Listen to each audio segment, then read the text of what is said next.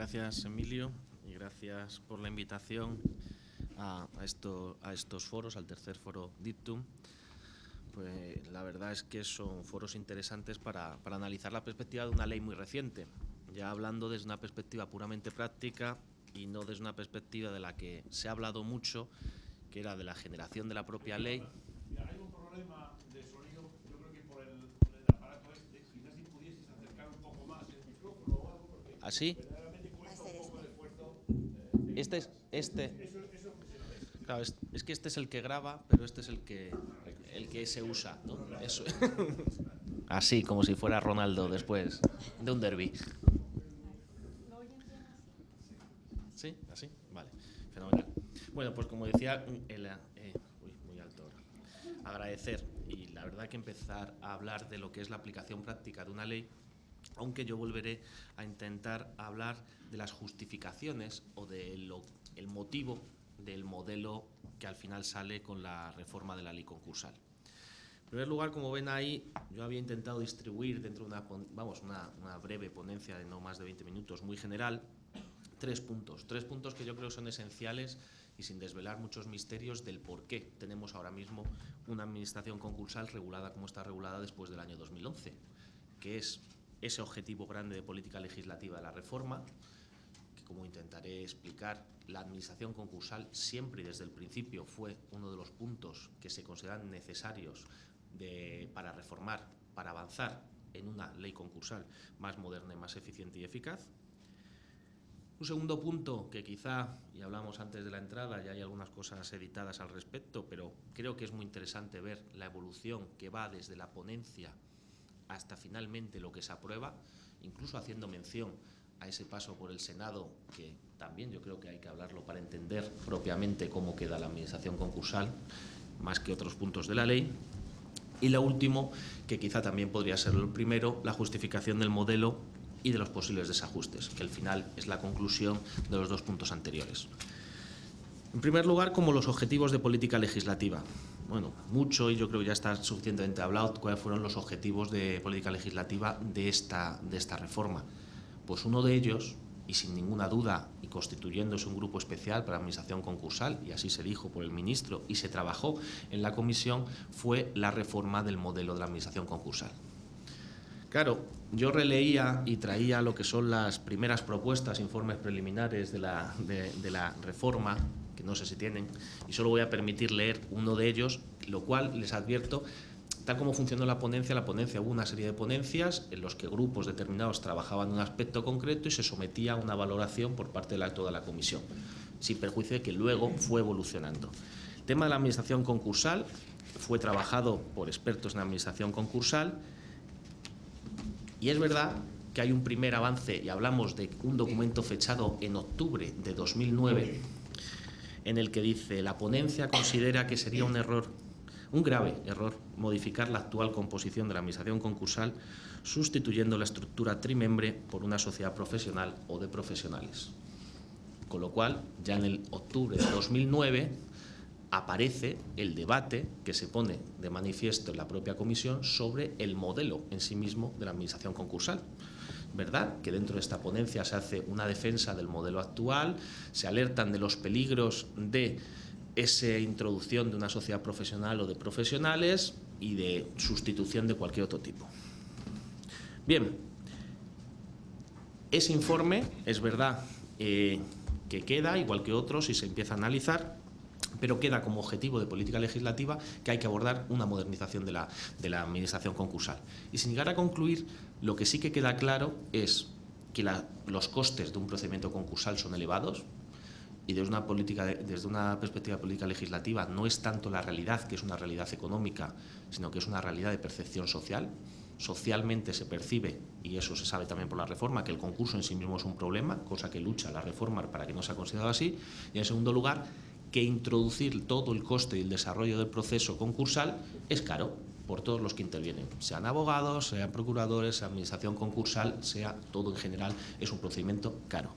Con lo cual, desde la perspectiva de política legislativa, se intenta que se potencie el uso del concurso, también está explicado y no es aquí el sitio, eliminar ese estigma y, por tanto, conseguir que se abaraten costes en el procedimiento concursal. Como objetivo de política legislativa está fijado y hay que analizar qué puede pasar y qué vamos a poder modificar sin que se altere el régimen de tal manera que sea peor el cambio que lo que tenemos actualmente.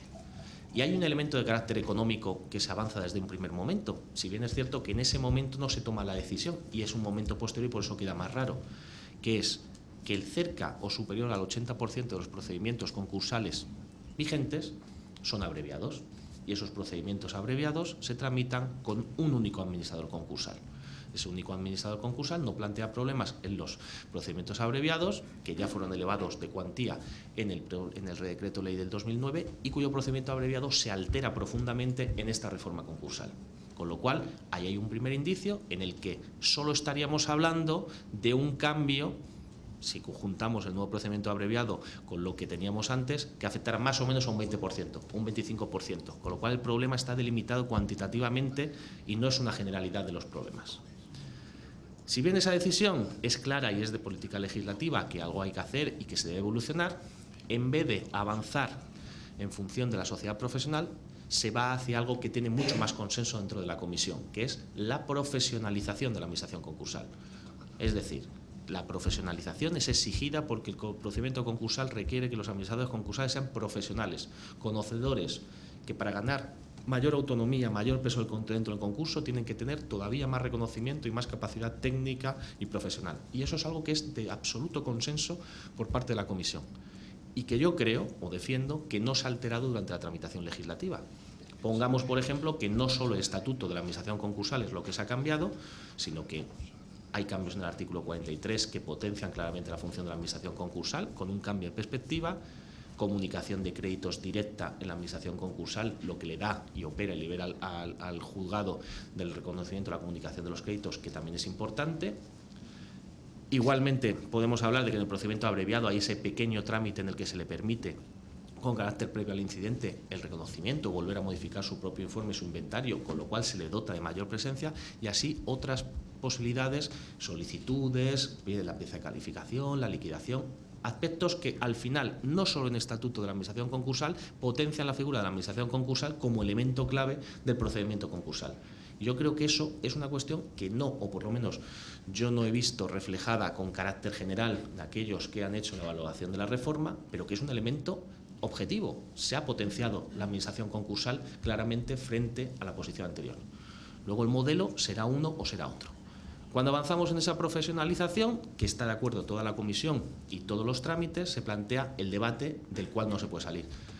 Decía el profesor Beltrán, ¿hacemos un cuerpo de profesionales o mantenemos un servicio como actualmente de personas en las que están en un listado, en las que acreditan ciertas capacidades, en las que se selecciona por parte del juzgador? Pues eso son dos opciones. Evidentemente el legislador no optó por una que se sigue postulando, que es la creación de un cuerpo de administración concursal e incluso con algún tipo de tutela o vigilancia por parte de la administración pública. Es un modelo válido en otros sitios, que se defiende por muchos sectores, pero que sin embargo, por motivos muy diferentes, no cuaja o no se llega a avanzar.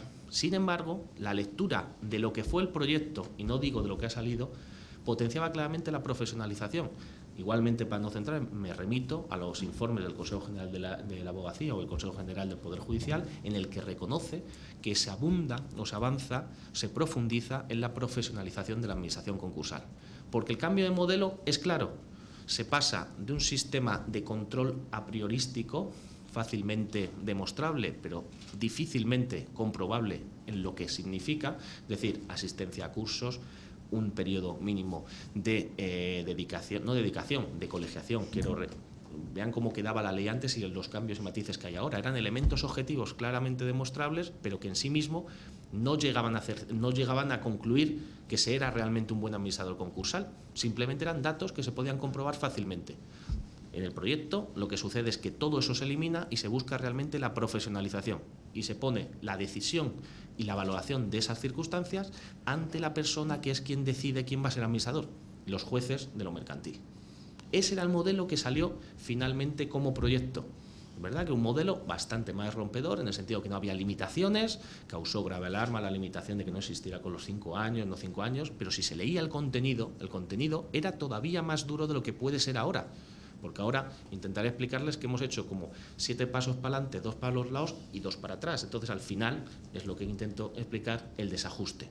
Desajuste propio de las circunstancias, pero el modelo tal como sale, con independencia de que guste o que no, debe ser analizado en el sentido de que se eliminaba todo lo objetivo para pasar a una profundización de la profesionalización de facto, de lo que de verdad se tenía. El modelo era muy sencillo. Yo no necesito las listas, no necesito que pasen 5 años, porque el elemento es fácil. 4 años, 9 meses y 11 te alejan de un concurso y al día siguiente es como la mayoría de edad. A los 18 podemos hacerlo todo y a los 18 menos un día no podemos hacer nada. La administración concursal configurada con el sistema de carácter objetivo del tiempo era exactamente igual.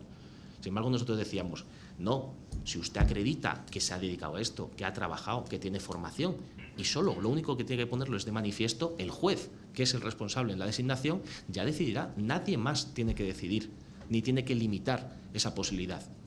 No había ninguna agresión. El que llevara 15 años, pues más currículum tendría. El que llevara 3, si era insuficiente, también es cuestión de las intensidades, si llevas 1,5, si llevas 3, si llevas 15. Los desajustes creo que están localizados y era un modelo bastante más práctico y eficiente.